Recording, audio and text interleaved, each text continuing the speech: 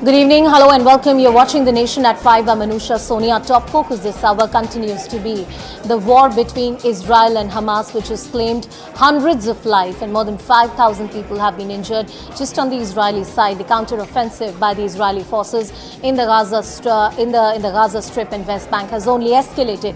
Benjamin Netanyahu has said that this is only going to increase in the days to come, and it has just started. Israel reiterated its policy that this war is not something that they started, but they're definitely going to end it.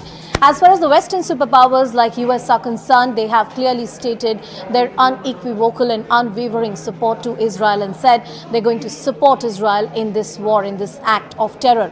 As of now, with the reports emerging in, our ground reporters telling us that most of the cities have been sanitized in terms of there is no hostage situation that has emerged in any part of the country right now, in Israel right now. There were images that you must have seen on social media here on CNBC-TV18 that we've been pointing out through the day, where you can see that death and destruction even in Gaza Strip is unprecedented. The scale of this violence is something that no one could have predicted, and even in the days to come, the kind of regional angle it takes, or countries like in Syria and Lebanon have expressed concern that this could only escalate in the days to come. And the way, form and manner how this is going to happen is something we have to wait and watch out for. Of course, there are countries like Iran which have said that they support Hamas in the action that they have taken, but they have no role in this attack that has happened so far.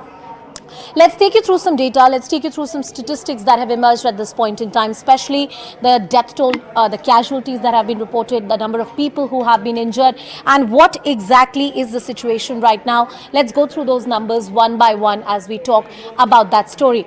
On the Israeli side, what are the casualties which have been reported? In Israel, about 2,800 people have been injured.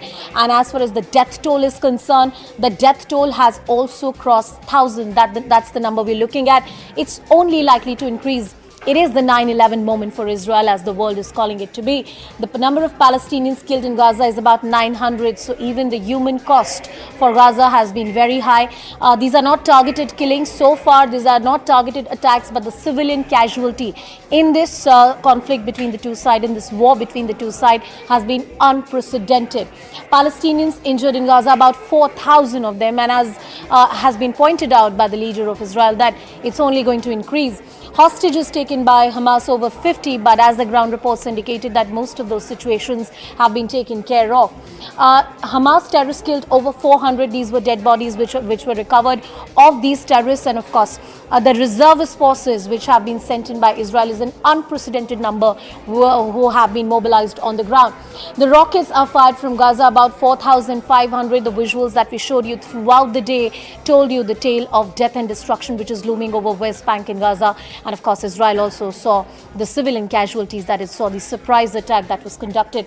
Hamas targets struck over 2,290, and these were targets and buildings, also something which had civilians. So yes, it's a densely populated area. We don't know what exactly the scale of tragedy is going to be in the days to come. Let me also try and cut across to my colleague Abhishek, who will join us live and get more details on this entire story. Abhishek, if you can hear me. All right, before that, let's just cut across to some more reactions coming in on this story. In southern Lebanon, Hezbollah has already fired anti-tank missiles and rockets at our positions and soldiers, fortunately without any significant casualties. And there has already been an attempt of Islamic Jihad terrorists to infiltrate into Israel. That attempt was successfully thwarted by the IDF, sadly, at the cost of the life of a senior officer and 2 additional soldiers. But the attempt was stopped, and as of now, there are no attacks and no active combat events on the northern border. However, we remain very vigilant. We have deployed tens of thousands of additional units. To our fellow Indian citizens in Israel, this is to assure you that the embassy is working constantly for your safety and welfare. All of us are going through very difficult times, but please do remain calm and vigilant and follow the local security guidelines. We are here to help you, and we thank many of you who have sent so many messages of appreciation to us. We are monitoring the situation closely, and please stay tuned for any updates by the embassy. Jai Hind. Well, let's tell you a bit more about the conflict zones, the key cities that have been affected. But of course, Gaza Strip and West Bank remain the two regions which are the most densely populated ones. There's blockade by Israel, which has been a point of concern. Let's talk about the West Bank first. This is the area that you're looking at. About 2,263 square miles, about 3.3 million population. This is the Gaza Strip, 147 square miles, a very densely populated area, one of the most densely populated areas in the world, and a population of about 2 million. There are multiple checkpoints along the Gaza Strip, and most of them are controlled by Israel, barring one.